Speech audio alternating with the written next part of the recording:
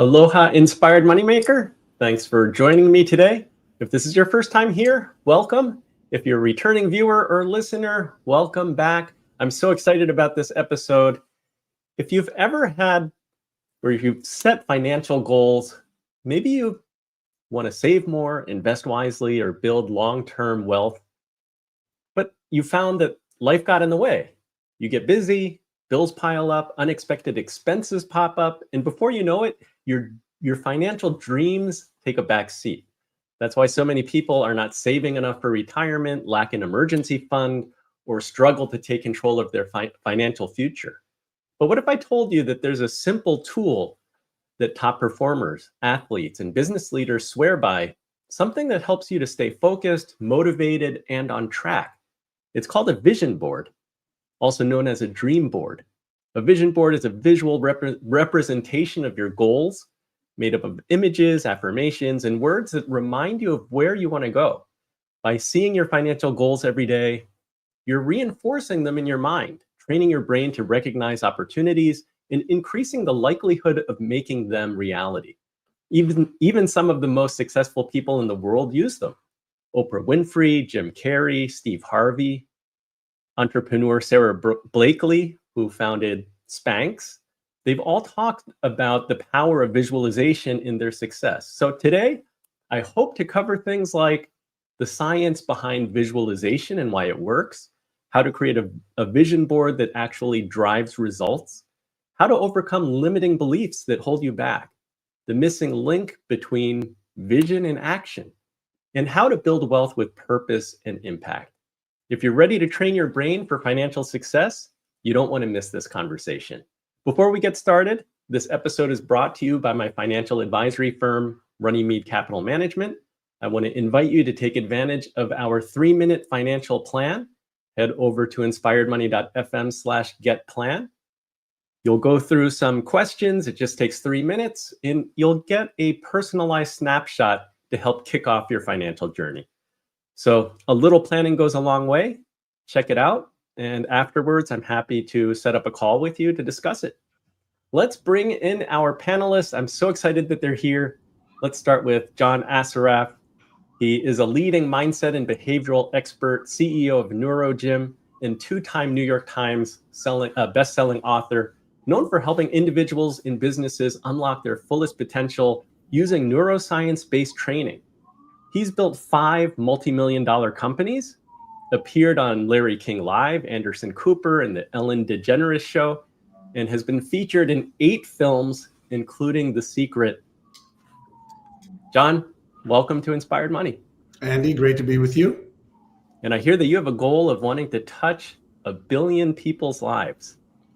In a positive way, yes. Positively impact as many people as I can while I'm alive, and maybe even after I'm transitioned into the other phase of life. So you're no stranger to big goals. I look forward to this discussion. We have Dr. Srini Pillay in the house. He's a Harvard-trained psychiatrist, neuroscientist, and CEO of Neuro Business Group, specializing in the science of mindset, visualization, and goal achievement. A sought-after speaker, author, and consultant to Fortune 500 companies. He translates complex brain research into actionable strategies for personal and financial success. He's the author of several books, including Tinker, Dabble, Doodle, Try, Unlock the Power of the Unfocused Mind. Dr. Srini, welcome. Thanks for having me, Andy. It's lovely to be here. And rounding out our panel, we have Ellen Rogin, CPA, CFP. She's a money expert and financial intuitive who helps people reshape their relationships with money to greater abundance and joy. She's a New York Times bestselling author.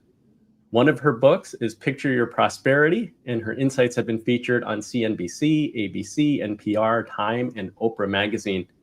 Ellen, I'm so glad that you're here.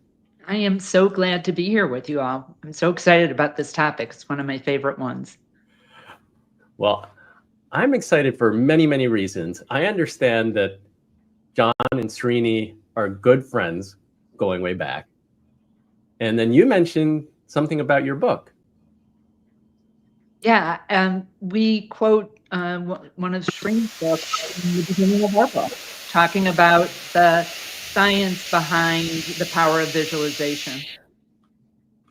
I love it. I love the connections, or as Srini, you said, they're happy coincidences. Yep, meaningful coincidences. Meaningful coincidences. Okay. Well, I'm so excited about this episode. We're going to be talking about vision boards. We're going to be talking about goals, manifesting abundance. Let's go straight into segment 1. The brain naturally prioritizes information based on what feels important. This filtering process influences decision-making, making people more aware of opportunities that support their goals. When financial success is visualized consistently, the brain adjusts, reinforcing focus and motivation. This is why vision boards can be powerful tools. They serve as daily reminders that keep financial aspirations front and center. Studies show that imagining a goal repeatedly strengthens neural pathways, making individuals more likely to take actions that support it. By including specific images and words that represent financial milestones, vision boards help clarify objectives. Whether it's saving a set amount, increasing income, or investing wisely, regularly engaging with these visuals reinforces habits that drive progress. For the best results, vision boards should be reviewed often and paired with concrete actions. Visualization alone isn't enough. Combining it with intentional steps turns financial success from a vision into reality.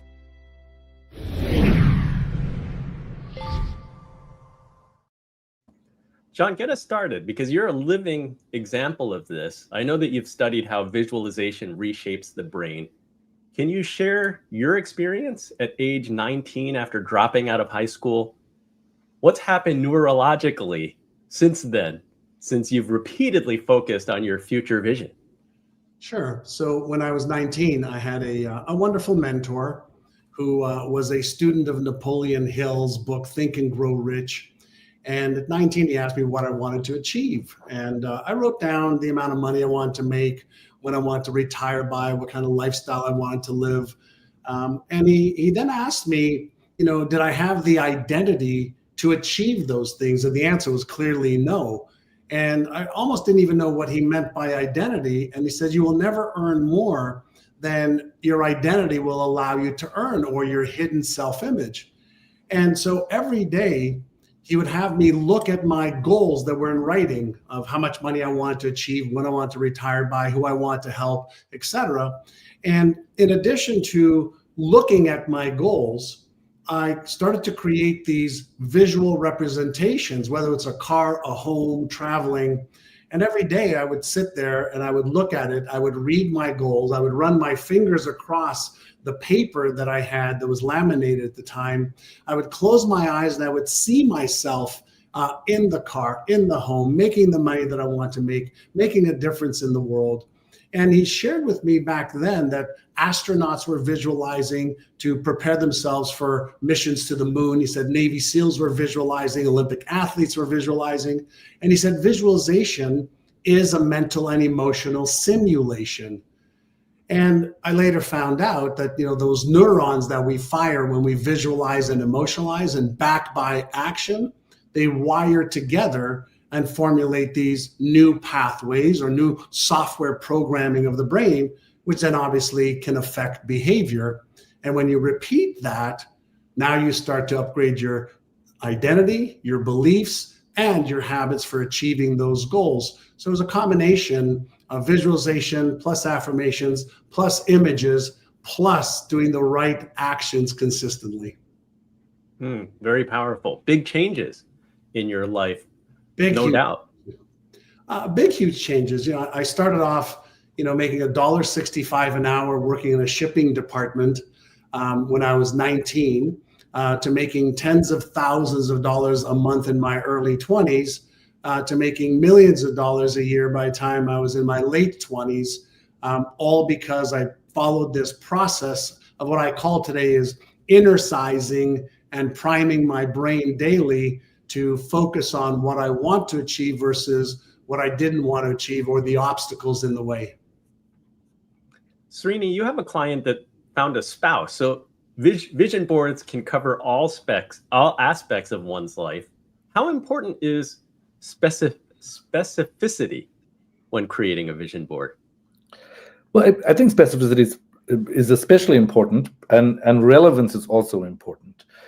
Because when you feel like you truly want something, then the image centers in the brain are actually fed by what is going on in your brain when you're excited.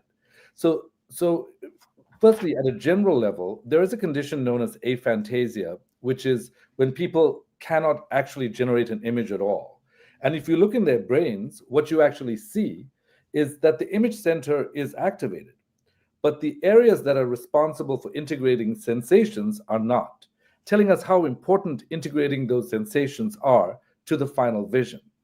In that particular instance, I had a client who was in his mid-60s who decided that he wanted to get remarried. And he didn't know where to start, but he put out a challenge to our relationship and said, somehow something that we're doing needs to lead to my finding a wife in 1 year. And I said, well, there's not a lot of time to date. What are we talking about? He said, well, it doesn't matter. I don't want to do anything conventional. I want to find someone who I definitely want to marry. And what he started to, so we actually started doing a pretty concrete visualization exercise together. And then he would leave it for a while and then come back to it. And you need these unfocused times. As I pointed out in my book, Tinker, Dabble, Doodle, Try, having these unfocused times is important because it allows the brain to go search for little pieces of information that can contribute to that vision. Well, the short story is that before the end of that year, he actually found someone he fell in love with and got married. And I think that really, he used to be a very sort of practical person who was like, well, I don't want to try this. And so I said to him, well, why don't you try it? There is a biology behind this, that there's a lot of evidence to show, especially from athletes, that envisioning can impact success. And there are particular tips that you can actually employ. So for example, if you're not feeling confident, having an image of coming from behind so that you're overcoming some obstacle can actually be helpful. So we worked on the imagery in a pretty detailed way. And within the year, he was married. So he's now a complete believer and always goes back to these seemingly more esoteric ideas whenever he's facing a challenge in his life. So can the biology part explain to somebody who wants a rational explanation? Because some people may say, that just looks like an art project. I don't have time to do that. Yes. So the idea is, well, what does the image do? Well, you have 100 billion neurons and 100 trillion connections in the human brain, which means that at any one time, there's a lot of chaos that's going on there.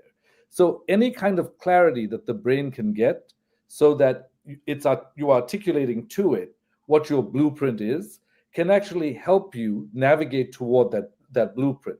And the blueprint in the case of the brain is not just a diagram. It's not just visual. Even though imagery sounds like it's just visual, there are inputs from a number of other centers in the brain. For example, the hippocampus, the memory center of the brain, can contribute toward that. These sensory integrators can contribute toward that. And so the final image that is created is really a little bit like a felt movie. And now think about this. If you say to the brain, yeah, I want to make $100 million, your brain's like, yeah, well, whatever, that's cool. But if you say to your brain, I want to make $100 million so that I can live in a house that looks like that, so that I can have a lifestyle that is like that, your brain will start to get more excited and more activated.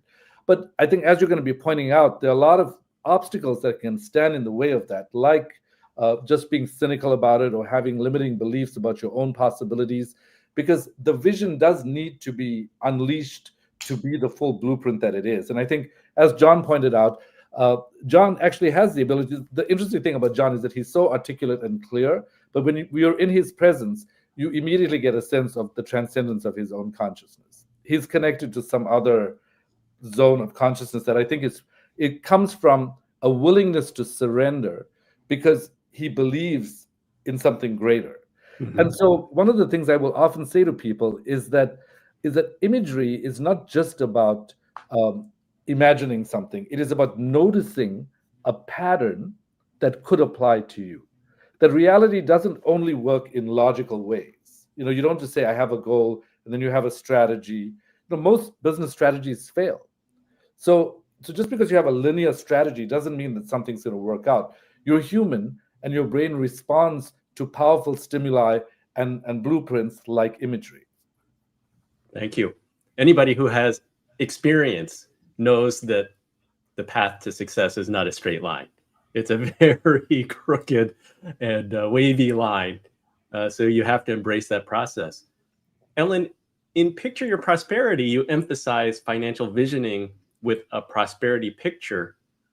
What key elements make a vision board truly powerful for manifesting wealth? What we designed is a picture board, prosperity picture, which is a vision board with a little bit more structure than sometimes people use. So on the top part of the board, it's for images that represent goals that require money, and the bottom part of the board are for things that you want to have happen in your life that don't require money. And the left side of the board is for goals you want to see sooner, maybe 5 years or less, and the right side for goals you want to see later. And what I'd like to think about is images that would go on the top part of your board would be almost like creating a visual financial plan for yourself. And so I was a former financial advisor. I encourage people, advisors that are using this tool with their clients, to have them bring their boards in. Because what I found, so I'm a certified financial planner, and we learn, as you well know, Andy, the things that people typically look at with their money. When should I retire? How do I send my kids to college? All those more typical financial things. And when people create a vision board, a prosperity picture, it taps into goals that aren't necessarily ones they have that they're thinking of logically, but ones that evoke more emotion or more excitement for them. As Srini was saying, this is so important to achieve the goals that we want to achieve. That is great. Let's go into segment 2. We're going to talk about actually crafting a vision board. A vision board serves as a visual blueprint for financial success.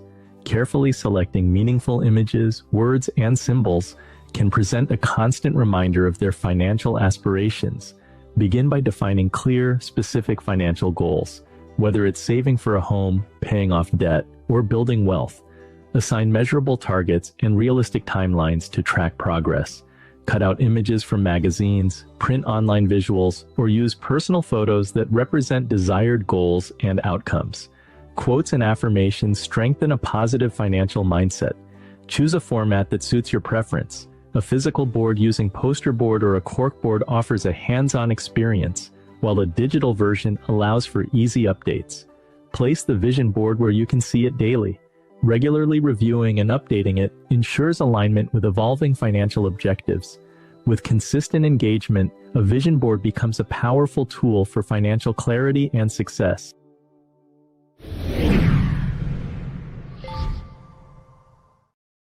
If we can just quickly go around the panel, what are the essential elements every financial vision board should include? John? Love it. So instead of talking about it, maybe I can show you. So on my desk, I have something called John Assaraf's Exceptional Life Blueprint. And in it, you'll see I have family pictures just to connect me to some of the important things in my life. I have a body over here of this guy in his 70s that I used on my vision board to get myself from 243 pounds to 193 that I am now. I have, different things that I want to achieve, places that I want to go. That car that I put in here during COVID is in my garage now. I've traveled to most of the places that I want on this world, except for seeing the moon from the earth. But I have pictures for health and wealth and relationship, career and business and experiences in this literally 45-page book that doesn't just have the images and my reasons why I want to achieve them, but as Srini said before, it allows me to focus on what it is that I want to trade my life for every day and give my brain the clarity to go from that chaos of those 100 billion brain cells and trillions of connections, into having a laser focused understanding of what is it that I want my brain, which I believe is a $100 billion biocomputer that is able to help me navigate, towards what it is that I want, but also it gives my brain the instruction of, like, don't pay attention to all the noise that's out there in this distracted world that we live in. And so I also think there's another element to it. And we're talking about the physicalness of all of this, create a vision board and create your goals, but we're all part of something so much bigger. If we are made up of energy, and thoughts produce some energy and emotions produce some energy, my behavior produces some energy, and I'm in this field of intelligence and energy, is it possible that somehow when I am focused, that I am tapping into the wave functions of a greater reality? I believe it is true. We may not have all the evidence for it, but I think there's so much more than just, my vision board and my focusing on my vision board. And then, as Srini in his awesome book talks about, also allowing unfocused time to allow the wisdom of our being to be able to help us navigate towards what we want. So I focus on health, wealth, relationships, career, business experiences, contribution, all goes into my vision board. And I review it for about 5 minutes every single day. 45 pages. Yep. Ellen, essential elements to a vision board, or even helping those struggling with clarity, like any tips for defining specific financial goals for a vision board? I love the idea of leaning into things that are very important to you, that you value. When I think about my prosperity picture, there's contribution things on there, giving back goals. Because what I've found with my own goal achievement and the people that I work with, when there's a really important why and how it impacts other people, a generosity component, if you will, it helps drive the actions necessary. In your video, it talked about not just having a numbers goal, but like what that could do for people. And I would add beyond that and how it impacts not only your life, but the life of others. And I echo that, having your board somewhere where you can see it all the time. So I have one in my office, I have it on my phone. And yeah, I think it's really important to keep these in front of us. So then we're motivated to take inspired action to turn that vision into a reality. Srini, neuroscience shows that novelty enhances memory. How can people structure vision boards so they remain neurologically stimulating over time, so that you can look at it every day for years? Well, there's a quote that I thought I'd share with you from Esther Hicks. When she says, "It makes no difference whether you want the specifics of it or not. It is the vibrational essence of the subject of your attention that is attractive. That which you really, really want, you get. And that which you really, really do not want, you get." And I think what this quote teaches us is that, to put together some of what both of the previous speakers have spoken about, is there's the vibrational essence of the board needs to feel exciting to you. And from a neurologic perspective, it relates to what I said about integrating those sensations that become part of whatever the movie is that you're making. If you integrate those sensations because the vibrational energy is good to you, it matters. For example, one person's idea of wealth may be to live in a beautiful mansion and to fly privately. And that's it. Someone else who thinks about their wealth may be thinking about the freedom of their kids. So choose what feels relevant to you, because in the brain, relevance actually matters. And you also want to keep your motivation high when you're interacting with your vision board. And if you look at some of the neurological theories around motivation, one of the key factors is autonomy. And so feeling like there's a vibrational essence and like you have an independent relationship with this vision can actually turn this image on. There's another quote which I thought I'd share with you, which also relates to something that John talked about, and I think something that Ellen talked about as well, from Maxwell Maltz, which is that a human being always acts and feels and performs in accordance with what he imagines to be true about himself and his environment. For imagination sets the goal picture, which our automatic mechanisms work on. we act or fail to act, not because of will, as it is so commonly believed, but because of imagination. Now, what this relates to is, in order to be wealthier, you actually have to have the ability to think like a wealthy person. And to do that, a lot of people still remain poorer, but try to think try to think about the wealth they want. So there's a concept that I labeled called psychological Halloweenism, which essentially is based on a study that showed that if you take the same person and you ask them to solve a creative problem, if they think of themselves as a rigid librarian, they are statistically significantly less likely to solve that problem than if they solve it as an eccentric poet. Because in one state, as the rigid librarian, their creative processes are not kicked off.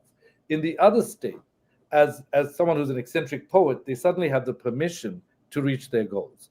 So on a vision board, I think it's really important to have things that align with who you are and to allow yourself to elevate from your current position into the position of the person you're imagining.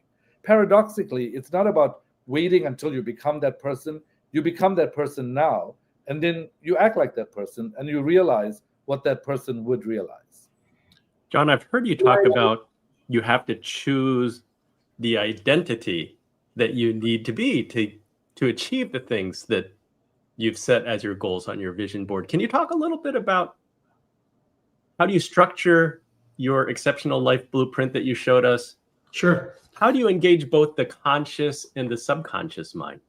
Yeah, so a couple things that I want to mention as well that's important on a vision board is inside my vision board is also inclusive of an accomplished board. So I put images and or things that I've already achieved so that when I'm actually looking at my vision board, I remind myself of who I was before I achieved them to give myself the self-confidence, self-image, and identity of a achiever, a goal achiever. So I remind myself before I had those images up there, before I had those goals, I didn't have maybe the knowledge, the skills, the self-belief to achieve those goals. But I metamorphosized into the type of person that was able to achieve those goals. But one of the ways that I do this as well is you'll see there's something over here called the story of my life. And so it's 2 pages long, and I write the story as if I was writing a Hollywood script. And so if I was a Hollywood script writer, I'd write the script, I'd hand it over to an actor, and the actor would memorize the script and feel the script so that he or she could perform the script without the actual script. So you write the story, and then every day, I read the story of what I've achieved, what I've accomplished, how I feel, who I've helped, how I've overcome the hurdles, and I've become the person capable of overcoming obstacles and challenges to achieve the vision, the goals, and I'm smart enough and good enough and worthy enough. And my personal belief, is that we weren't born with a self-image. We weren't born with fears. We weren't born with beliefs. Those are just reinforced neural patterns in my brain, like software. And so when I see and feel and visualize and take action, I am activating and reinforcing new patterns deliberately. So in essence, I am deliberately and consciously evolving myself every day, every week, every month to match up the identity and the beliefs and the behaviors that are required to actually really create the goal achievement part versus the vision board, which is more of a goal setting part. Anybody else want to follow that?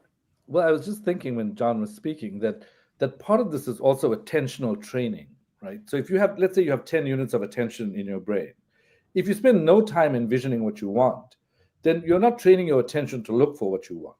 Whereas when you actually start to think, well, this is my vision board, and even if every day you spend 5 minutes, you're training your attention to look for that. And many times in life, we miss out on opportunities and we miss out on financial opportunities because we don't see them. And so what a vision board does is it reminds you to notice what you want. Ellen, that's the beauty or the value of having a financial plan too, right? It's keeping a longer term view so that you're not distracted by your day-to-day life getting in the way. Well, and I love coupling a solid financial plan with a vision board because it adds the juiciness to it. And I find that most of the time, some people are super motivated by the numbers and the charts and the graphs, but often they don't even make sense to people. And when you can have images behind it, your why, what drives you, and as Srini said, like to have that focus be there, it adds more excitement, more meaning, and frankly, a lot more fun because financial planning can be boring for some people. And it adds some juiciness to the whole process that I think will help people move their goals ahead much more quickly. In your experience, is this something for a more visual learner versus the person who just likes numbers? Or have you found that most people should try this practice? I think it taps into a part of us that if we're only thinking about the numbers part, gets lost. I remember doing a workshop soon after Picture Your Prosperity came out, and there was someone in the audience who said, I've only been thinking about retirement, what I need to do to get there. It didn't occur to me why or what I was going to do afterwards. So I think that having these visions, these images, moves people ahead in a much more meaningful way. And I also believe that it can help them communicate with their advisors. I believe people should have financial advisors to help them get where they want to go.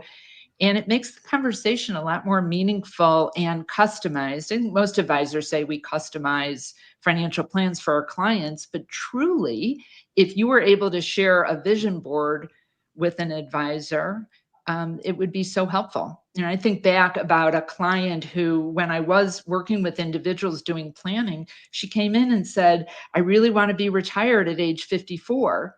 And she was 50 and with not even close to enough money. And I didn't want to throw her goal out because I believe that, when we can envision things and have a positive outlook, it could be helpful. And what happened over the next 4 years, look, her tactical financial plan, there was no way she was going to do it. She'd have to save $300,000 a year, and she didn't make close to that.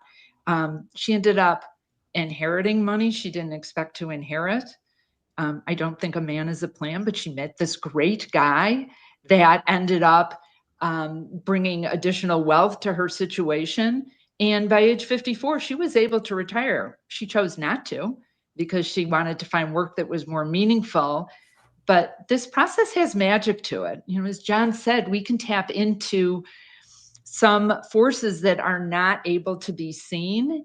And I love that. I love the magic that can come with the practical planning. Could I add something, Andy? Please. If we look at the mechanics, right? The neuromechanics, as I like to call it. So a vision board gives you like the what, the bullseye, no differently than when you're in an airplane leaving from one city to another, there's a destination. So the vision board gives you kind of like the destination of here's what I would like to be, here's what I'd like to do. The thing that Ellen said, around why, right, gives you the emotional capital to get going. The financial planning, if we think about, is there more than enough money in the world? Of course there is. There's more than enough for everybody, but we have to know, how are you going to achieve it? So we want to know the what, we want to know the why, we need to know the how, because our brain wants to know what, why, how. We need to know when, like when would you like to arrive there?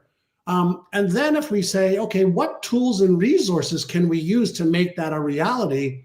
Now we're giving our brain the picture of what we want, the emotional capital we need, the step-by-step direction. And not a lot of people, understand financial planning. Not a lot of people understand the numbers. Not a lot of people understand, how to create a strategic, plan that's a linear strategy.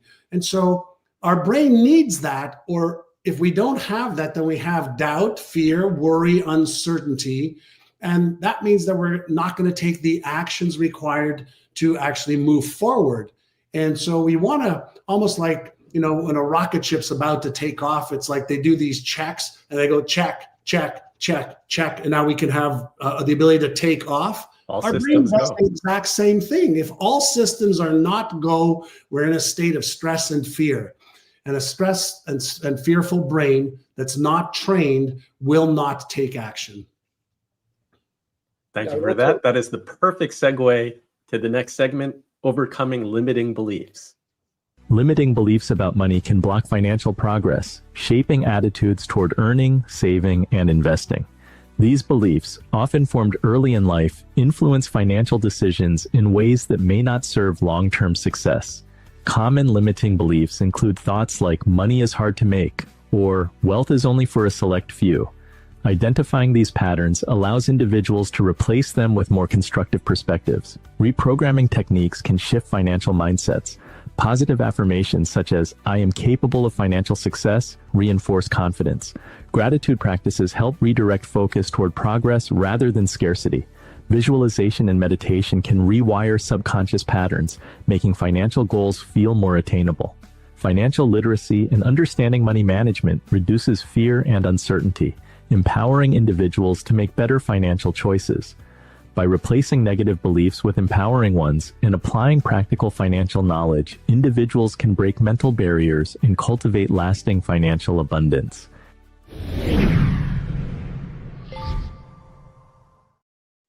Srini, what happens in the brain when someone tries to override a limiting financial belief?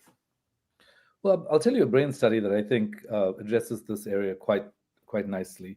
There was a study in which people were given a neutral paste, and in 3 different tubes, and each tube was labeled differently. The first was labeled lidocaine for pain relief. The second was labeled capsaicin, which is the active ingredient in chili, and the third was labeled neutral. And what they found was that if somebody got the neutral paste that was labeled lidocaine, because they expected something good to happen, the reward center in the brain was actually stimulated. When they expected the active ingredient of chili to sting a little, they actually said, "Wow, this stings a little," and the pain centers in the brain were activated. And in the neutral paste, nothing happened. What this teaches us is that in the brain, when you have limited beliefs, the brain actually will respond accordingly.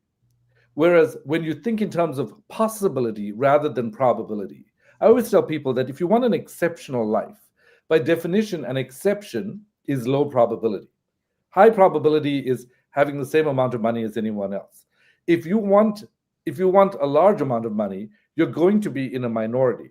So using probabilistic thinking throughout is probably something that won't work. Rather, living into a sense of possibility and activating this default mode network in the brain, which does really amazing things, can actually help. So when you do spend time in possibility thinking, you activate the default mode network, which is the DMN, which we used to think of as the do mostly nothing network. We used to think, there's nothing. This only comes on when you unfocus. However, when your mind is wandering and you're thinking about amazing ways in which you could spend this money that you're making, this network is turned on, and it is the only network in the brain that can properly process abstraction and properly process complexity. And it's also known as the crystal ball of the human brain because it can predict things better than anything else. If you stay stuck in your logical brain, which is like, I don't have enough money, I can't find a way to actually make this money, and so I might as well do nothing, then the part of your brain that is wired to process complexity, abstraction, and see into the future is turned off. For that reason, it's super important to be able to start with a sense of possibility. Start with, what if I could, and then outline what that is. And you talk about a cognitive rhythm too. You can't just spend all your time doing the tasks on your to-do list. You need to take a walk so that you have this thinking, exercising a different part of your brain. Absolutely. And also thinking strategically about your day. There's a video online of Jeff Bezos who talks about how he spends his day. And one of the things he says is when he gets up, he's generally just reading the newspaper, sort of hanging out. And then he sets all his high intensity meetings that require a lot of brain energy at times when he knows his energy is greatest. And for meetings that don't require that much energy, he schedules them when his energy is lowest. But he makes a point that he spends a lot of time during the day just simply basically allowing this complex circuit in his brain to come together, presumably to be able to come up with ideas that his logical brain could never come up with. John, how does fear of success rather than fear of failure sometimes block people from financial abundance? Sure. The fear circuit in the brain, whether it's fear of success or fear of failure or fear of being embarrassed or shamed or ridiculed or judged, is a fear circuit and responds by sending the neurochemicals associated with fear, whether it's cortisol, epinephrine, adrenaline, etc. And in most cases, it puts the brakes on motive for action or motivation. We're wired for safety and security. We're wired to avoid any pain or discomfort.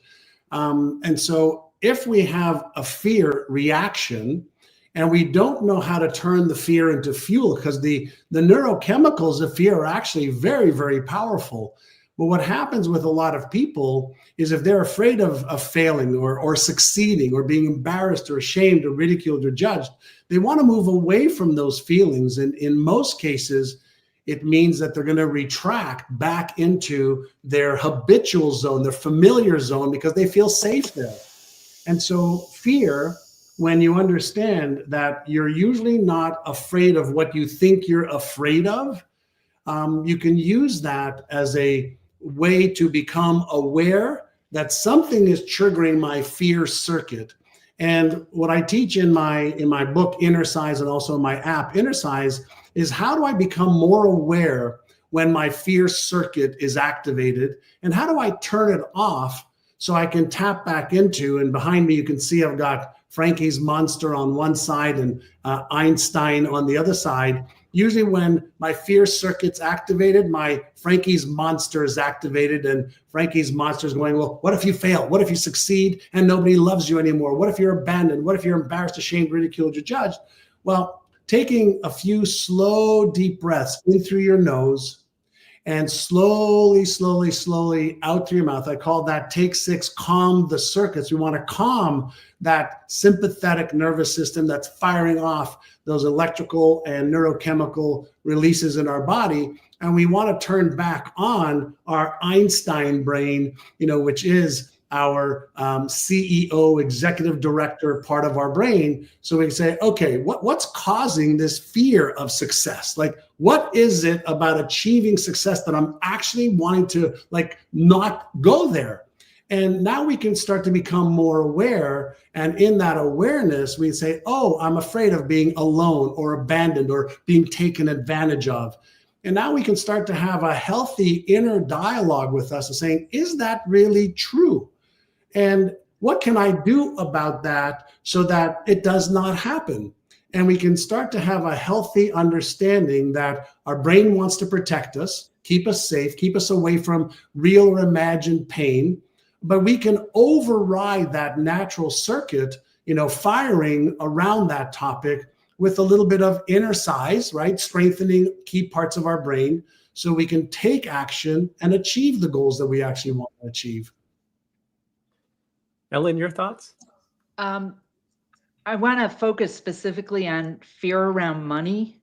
So I talk to money, money talks back to me. And one of the things that I know from what I hear and when I work with people is that people have so much fear around money, fear they're not going to have it, fear they're going to lose it.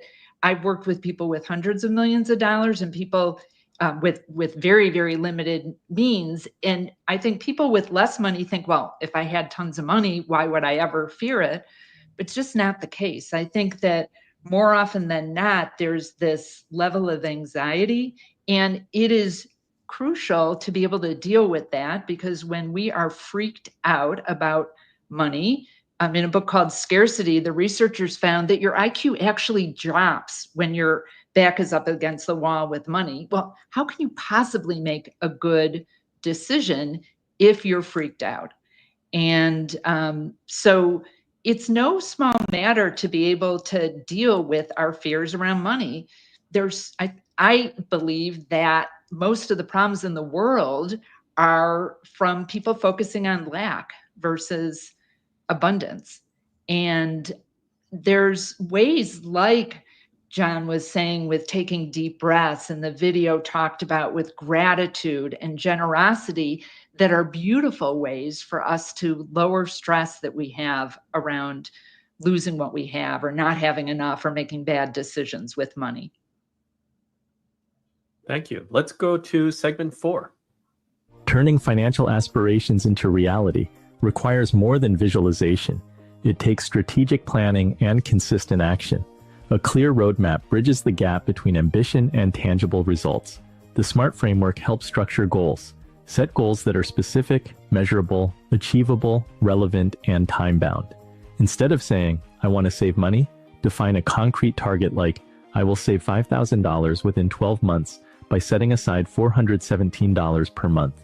Automation simplifies progress.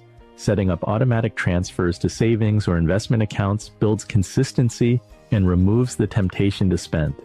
Breaking goals into smaller steps, like reducing discretionary expenses or exploring additional income streams, keeps momentum going. Tracking progress and reviewing financial goals regularly helps maintain accountability and allows for necessary adjustments. Financial success isn't just about setting intentions. It's about following through with actionable steps. By combining visualization with execution, financial goals move from ideas to reality.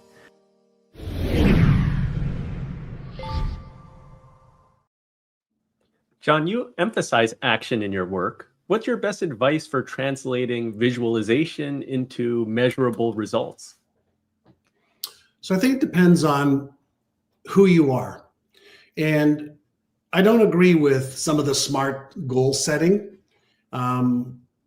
because part of setting big goals allows your brain to tap into how could I achieve those big goals. But if you don't know how to manage your self-talk and manage the emotions of doubt, fear, anxiety, stress, etc., by setting big goals, then you shouldn't set big goals, set small goals and build a path towards those. So it depends on who you are. And if we're dealing with, beliefs that are limiting you, self-image that's limiting you, fears that are holding you hostage. So we want to understand what is in the way of achieving a financial goal. And I personally believe that most of us can achieve just about whatever financial goal we want. Not everybody, but not everybody understands how to develop the beliefs and the habits and the behaviors that are consistent to achieve the goal. So depending on, who you are and what your experience is with achieving goals versus setting goals, because a lot of people set goals, but that is an exercise in our conscious mind, of what I'd like to do in our imagination and our hope center in our brain. But if we don't understand the other pieces of it, then it's just pie in the sky stuff. And people will not achieve their goals unless they figure out, as I mentioned before, what do you want to achieve? How do you want to achieve it? When do you want to achieve it by? How are you going to achieve it? What are the obstacles? What are your counter strategies? And then what tools and resources are you going to use? For example, like AI, which we can use right now in less than 60 seconds, I can have a plan to achieve any financial goal that I want in any of the 5 pillars of earn, manage, invest, protect, or get out of debt fast, or use debt as leverage. So we have never been at a precipice of a moment in history like we are right now, with AI at our fingertips, with an IQ of 120, 140 right now, going to 400, going to 1,000 in the next couple of years. So I don't really believe in SMART goals. So AI can help you achieve your goals, or to put a plan together faster. In 60 seconds or less. I shared with all of our students. I have programs that we coach people on this. And people that are in their 60s, 70s, 80s are like, oh my God, I didn't know how to do this. Here is my minute by minute, morning by afternoon by evening plan based on what I want to do and don't want to do, based on what I understand and don't understand, where we can give them some realistic hope that there is a path. Because if somebody doesn't have hope that there is a path for me, then they live in a state of stress and fear. And that's not a good place to come from. Even though fear can be a great motivator, it's not a good place for most people to consistently be under that stress or fear to achieve their financial goals. Srini, share with us an experience that you've had with your client who was able to really see or make drastic changes and become more successful. Yeah, I had a client who was, he had everything that he needed to make a lot of money. But there were issues around his self-image and issues around his own fear of being free that he hadn't addressed. And he was making a couple $100,000 a year, which was helpful for him and his family. But he eventually evolved within 3 years to having a net worth of more than $50 million, and it's still increasing. And part of what I think he addressed is this phenomenon that Kierkegaard pointed out, which is that one of the things that stands in the way of our goal setting when we want to become wealthier is fear and anxiety. And what Kierkegaard said was that anxiety is the dizziness of freedom. We say we want to be free, but to actually be free is really frightening. So if you actually sort of say to yourself, I want to have a lot of money and I want to be free to do whatever I want to do, well, then what's going to happen to my family? And what if I want to do my own thing? So a lot of things that I think stopped him were the fear that with a lot of wealth, his lifestyle would change, that somehow at the bottom of it all, he would lose his family life. But he found as he went on that there were ways in which he could apply this to his family life. Now, it's not the only factor, but I think that fear does actually get in people's ways. And one thing I like to share with people when it comes to managing fear is what actually decreases the impact of fear on the brain. It's a 5-step process. The first, it's defined by the mnemonic circa. The first C is to chunk things down, which is something that he did, which is, okay, what's my goal now? What's my goal in 6 months? What's my goal in 12 months? To ruthlessly prioritize so that you pay attention to the things that make you money and to delegate things that are unnecessary. The I is for ignore mental chatter, which is essentially mindfulness, sitting back in a chair for even 5 minutes a day, paying attention to your breath. And if your mind races, just bringing your attention slowly back to your breath. The R is for reality check, which is when something horrible happens, learning to say this too shall pass. It's a form of self-talk. The second C is control check. How do I focus on what I can control rather than waste my brain space with stuff I cannot control? And the last thing is A, or attention shift. How do I shift from the problem to the solution? And this is, I think, something that he did sometimes in deliberate ways and sometimes in non-deliberate ways to free his brain up to be able to accommodate this large goal that he had and still has. Thank you. Ellen, how can the vision board, you talked about combining it with a financial plan. So can you talk about, are you advocating for doing them side by side to support one another? It's a great way to turn your vision into reality, because what's been mentioned, but I want to double click on, is having a vision board and just staring at it and not doing anything is not usually a way that you're going to get your goals. I once had someone say to me, oh, vision boards don't work. And I think she was just anticipating, like, I put these pictures, pretty pictures on a board, and I put it on the wall and I don't take any action. And by combining it with a financial plan, it will help you know some of the steps you need to take, especially for financial goals. Some of the goals you have might be ones that don't require any money, but maybe require time. And I love a good financial plan that builds in really all parts of your life. So your time, your family, your giving goals, your financial goals. And so doing them in lockstep, I think, is a wonderful way to turn some of those goals into a reality. I also wanted to just mention, when John was talking about these limiting beliefs we may have, I think back about years ago when I was doing a business plan with my coach at the time, I realized that as I was writing my goals, I had a belief that was, oh, I never reach my business goals. And so I think these beliefs that we can have are just like they're the water we swim in. We don't even know we have them. And when you have a partner like a financial advisor, like a good coach, it can be helpful to help identify what some of those goals that, or excuse me, beliefs that are limiting our progress actually are.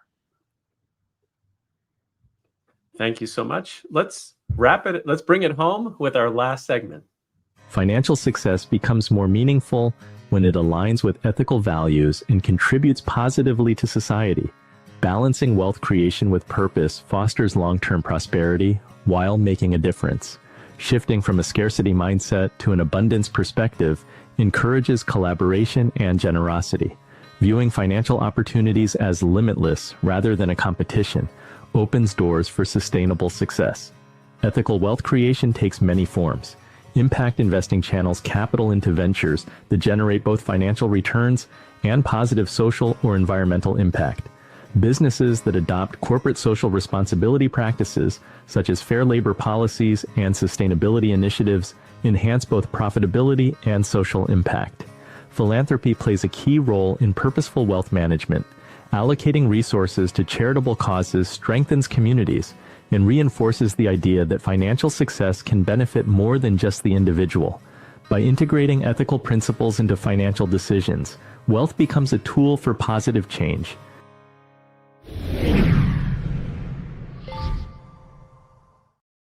I'm going to go to Srini to see if we can get one more answer out of you before you have to go.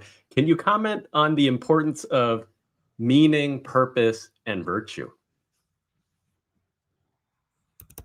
Oh, you're muted.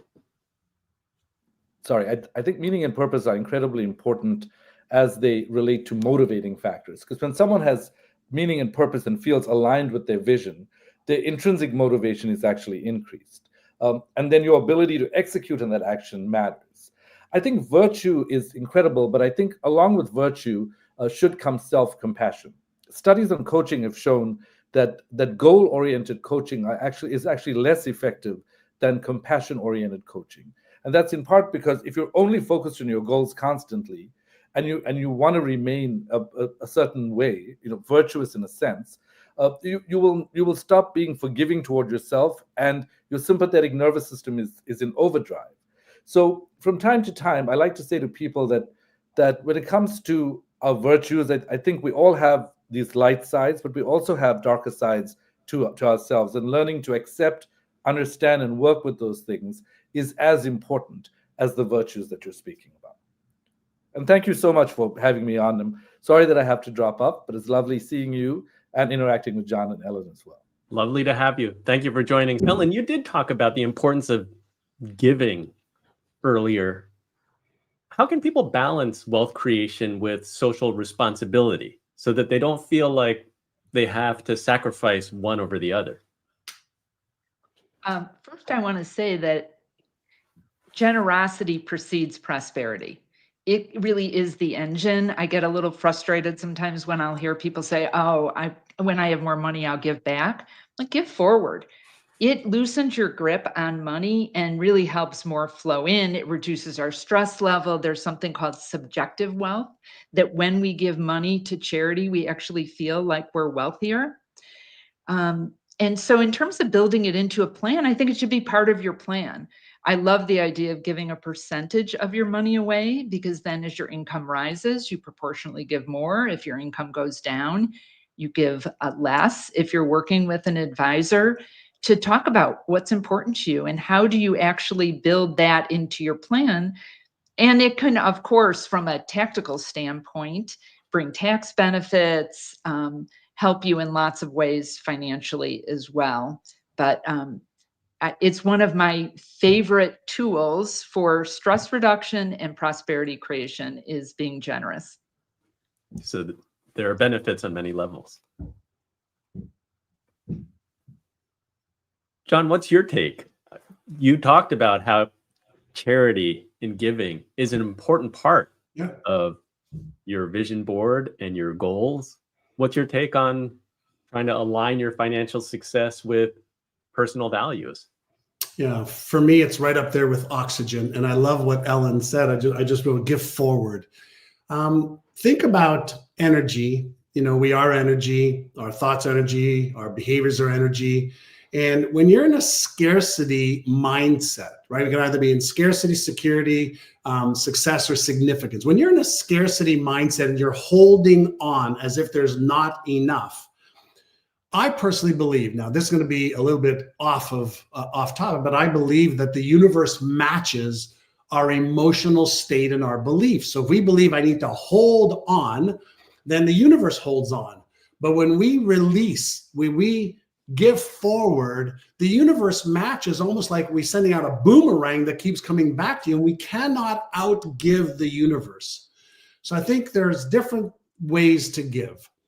One is, how can we give mentally by being positive? How can we give emotionally? How can we give physically? And how can we give financially? And when we believe that there's an abundance, then the well is never, ever, ever dry. But if we hold on, then what are we really believing? Do we believe that there's more than enough? Do we believe that there's not enough? So, our company gives 1% of our gross revenues, and my wife and I and children give a percentage of our income every month as a way of believing and behaving in alignment with abundance. And that creates a mindset. It creates an emotional state. It creates this ripple effect that I believe, this tithing mindset is critical for success. And it has served me well. It served our family well. And I believe you've got to be a go-giver and a go-getter. And I've always taught my children, use some of your money for your well-being and fun, save some of it and give some of it away. And you'll always have more than enough. And both my kids in their late 20s have more than enough.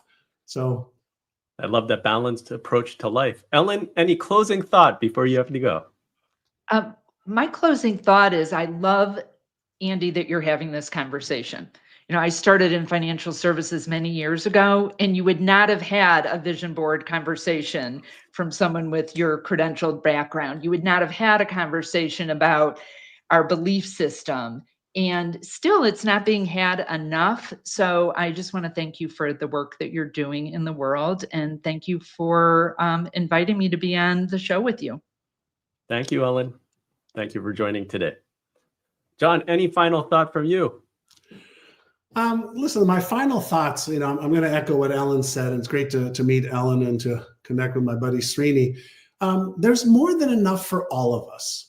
And when we can get some of the tools in place, right, and use this $100 billion biocomputer that we have by giving it the vision board for the visuals and the emotions, the planning that's required to take care of another part of our brain that needs to know, well, how am I going to, make enough money or manage my money better and invest it so that at a certain point in my life, I have this financial and emotional freedom and choice freedom. When we combine the different facets of our brain with the right behaviors, we have a lot of hope in us that we can actually achieve the goals, the vision, the life that we want. And I believe that everybody has the ability to make measurable progress when they have the right tools, the right environment, and the right team. Thank you, John. This has been an incredible conversation. And as Ellen alluded to, a little bit of a crazy topic for a financial advisor, maybe unexpected. But I think if there's one takeaway from today's discussion is that a vision board isn't just a collage of pretty pictures. It is very much a tool to train your brain, to focus your energy, to take action toward financial success. So a huge thank you to John, Srini, and Ellen, who highlighted the science behind visualization, the power of belief, how to bridge the gap between dreaming and doing, taking action. But here's the thing. A vision board only works if you use it. So my challenge for you this week is to take 10 minutes of your own take 10 minutes to start your own financial vision board. Grab a piece of paper, open a digital board, Create a simple list of images and words that represent your goals and just start, because clarity leads to action. And then share your progress with me. Tag me on LinkedIn or social media, send me a message. I'd love to hear what you're working on and how it's working out. A shout out to the Inspired Money team. We're small but mighty. Excellent segment edits by Bradley John Eaglefeather and graphic animations by Chad Lawrence. Thanks to our amazing panelists. One more time, be sure to follow them and learn more about them. You can find John Assaraf, known as the Brain Whisperer. He's CEO of myneurogym.com. Several books, very well known for The Answer, Having It All. I have to mention the Complete Vision Board Kit, since that was our subject today, and Inner Size, which is both a book and an app. You can find him at johnassaraf.com. John, did you want to share any other websites or anything? Yeah, I mean, if anybody wants to literally train their brain on the stuff that we've talked about, I've got an Amazon #1 best-selling book there called Inner Size, but I have an app with over 600 brain training exercises that use visualization and mindfulness and affirmations for money and wealth and leadership and self-confidence. And so check out the app either in the App Store or at innersize.com. Perfect. Thank you, John. You can find Dr. Srini Pillay. He has several books too. Check out Tinker, Dabble, Doodle, Try, Unlock the Power of the Unfocused Mind. He also has Life Unlocked. Check that out. You can find him at drsrinipillay.com, or also his neurobusiness group, which is nbgcorporate.com. And Ellen Rogin, money expert, financial intuitive, you can find her at ellenrogin.com. That's ELLENROGIN.com. A couple of books, Messages from Money and Picture Your Prosperity. Thank you, everyone, for joining us. I thank you, Inspired Money Maker. The next Inspired Money episode will be Retirement Income Strategies, Maximizing Returns for Financial Freedom. That's scheduled for next week, Wednesday, March 19th. I look forward to seeing you then. Until next time, do something that scares you, because that's where the magic happens. Thanks, everyone.